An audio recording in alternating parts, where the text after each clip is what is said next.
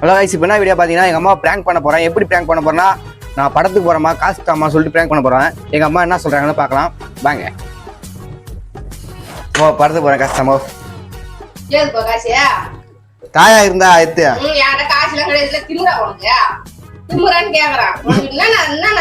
யாருக்கு என்ன தீங்கு செய்தோம்? நமக்கு மட்டும் ஏன் இப்படி எல்லாம் நடக்கிறது?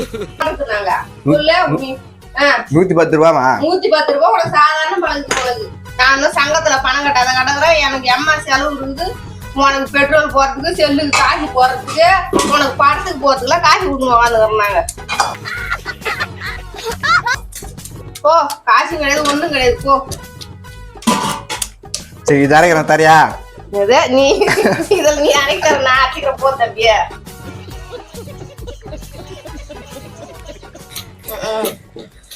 அரைக்க போறாரு. சரி, 50 ரூபாய் தாயம்மா பெட்ரோல் போறதுக்கு. என்கிட்ட கிடையாது காசு, என்கிட்ட பேர் இருக்க காத்தியா. சூனாப்பானா, சுப்ரீம் கோர்ட்டே வந்தாலும் உன்னை ஒண்ணும் பண்ண முடியாதுடா. இதை இப்படியே மெயின்டைன் பண்ணு.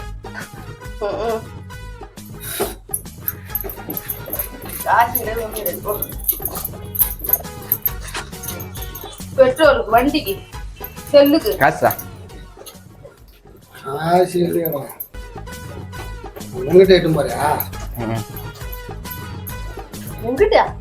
அப்ப நாளைக்கு அவன் இது வர மாட்டான். அது வந்தா கூலி கொடுக்க போறான்.